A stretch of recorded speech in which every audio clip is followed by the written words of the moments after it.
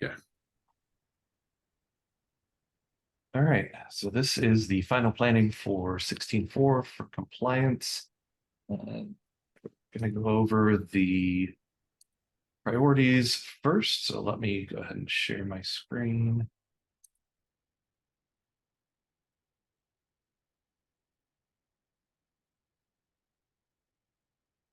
All right, so the top priority right now is the compliance adherence report, the MVC for that. Getting that to its first release is definitely the top priority.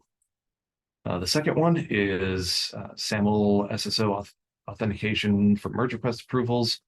This is re-authenticating with your SSO password whenever a certain setting is checked for merge request approvals requiring passwords. This is particularly for audit purposes for several different regulations that are out there. Migrating the audit events to ClickHouse Cloud. This is a very important project that we'll be working on for a few milestones here, but this really sets us up for a lot of improvements in the future. So this is a super important thing to get done. Retrying the failed external status checks. So that's an improvement to the external status checks that we already have, so that you can easily retry them and don't need to change something on the issue or the MR to retry the status checks. So that's a very good quality of life improvement for users. The compliance violation export, exporting the violations so that you can use them in audits or as a report for anybody that maybe doesn't have access to GitLab or that doesn't want to go to that page. If you're looking at a specific time period and just need to export that, we'll be able to get that eventually. So yeah, that's a top priority. And then integrating with third-party storage systems. We've already done Google Cloud logging. We'll go on to do AWS and GCP, as well as a couple others like Snowflake and Datadog eventually. So this one will be focusing specifically on AWS in 16.4. All right, and I'll throw it over to you, Nate, if you want to go over the plan. Yeah, thanks, Derek. The compliance adherence report. So we currently had released all of the checks that we had originally planned for the MVC and the basic UI framework behind the feature flag in 16.3. So we actually want to complete the UI and release that MVC in 16.4, which will be a big first step for that one. The migration to ClickHouse Cloud.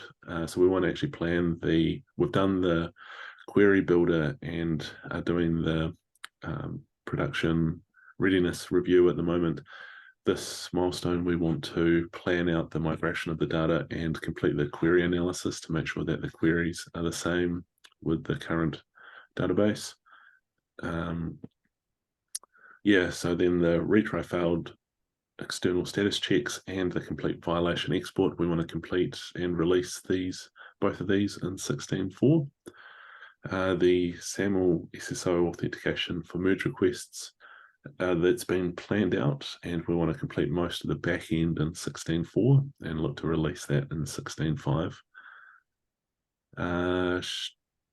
Yeah, so that one has been put on hold for a little bit, but the next one is streaming audit events to Google Cloud logging at the instance level. So we want to complete and release that one as well.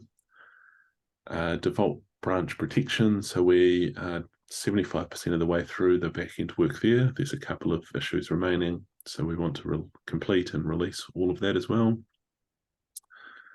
The next one is the streaming audit events to AWS S3.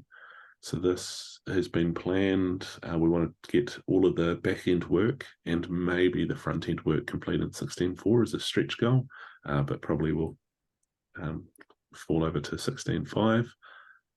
The next one is the improve, manage, and edit compliance frameworks. So we are started, we've got the design complete for this and solution validation. We want to complete a planning out of the MVC for this, and then look at starting work in 16.5.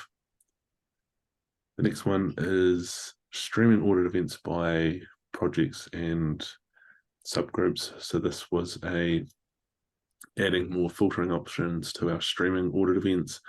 So we want to complete the group level API to start with, and then look at introducing the UI as well for that. And then we'll look at doing it for instance level and also our streaming to third-party destinations in future milestones. The next one, yes, so there is, so we've completed the plan for adding active and deactivating headers within the streaming audit events. So we've planned that out and started on the API side. So we want to complete that and roll that out. And yeah, and then the next two is just continually adding more audit events throughout the system, so make it more comprehensive, and adding more end-to-end tests for our test coverage. Yeah. All right. I think that is all. So thank you very much. We'll talk next time.